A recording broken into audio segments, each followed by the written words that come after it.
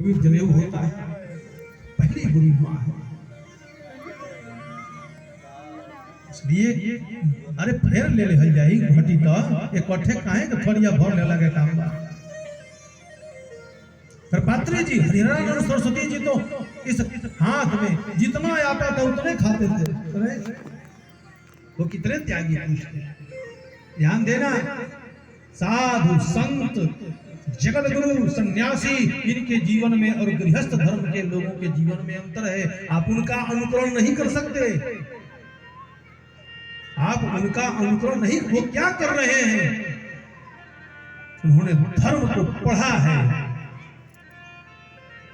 वो धर्मविद है, धर्मवेत्ता है।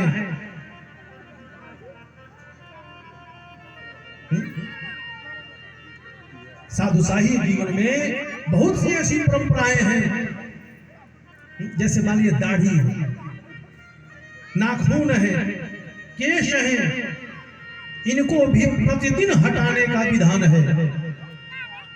ध्यान दीजिएगा, कुछ संप्रदायों में, कुछ मार्गों में बहुत से लोग दाढ़ी वाले भी होते हैं और बहुत से लोग एकदम क्लीन शेव्ड, नित्य प्रति।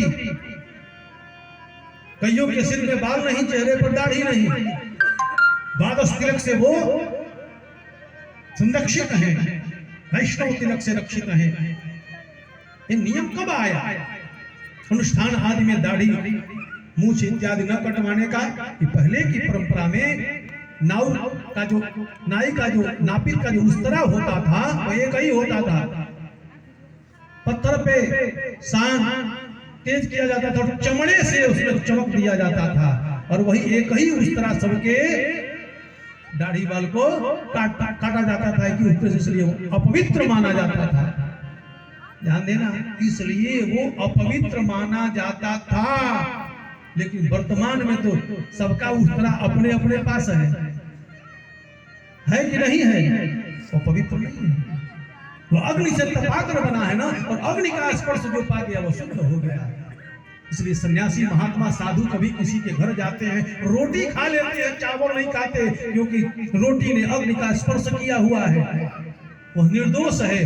लेकिन चावल निर्दोष नहीं है। ध्यान दीजिएगा, बहुत बड़ी बात बता रहा हूं।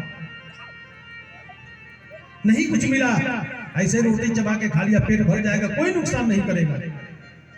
उसके साथ गुड़ खा लिया, शक्कर खा लिया, पेट ही न भरना है। इसलिए साधुशाही जो जीवन होता है, साधुओं का, संतों का, महात्माओं का, सन्यासियों का, वह सामान्य व्यक्ति से भिन्न होता है। आप उनके सिद्धांत का अनुकरण तब करेंगे जब उनके जैसा बनने लगेंगे, या उनके शिष्य बन जाएंगे, उनकी परंपरा से जुड़ जाएंगे। और आप जो कर रहे हैं वो भी नहीं कर सकते, उनके लिए भी एक सीमा रेखा खींच दी गई है।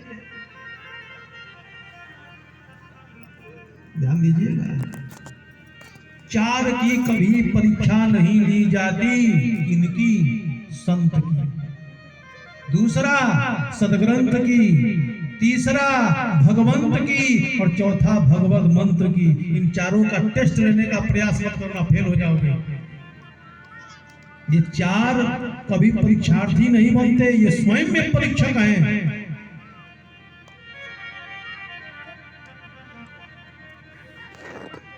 वो अलग बात है कि बात शब्द आ गया कि examinee is the better than examiner.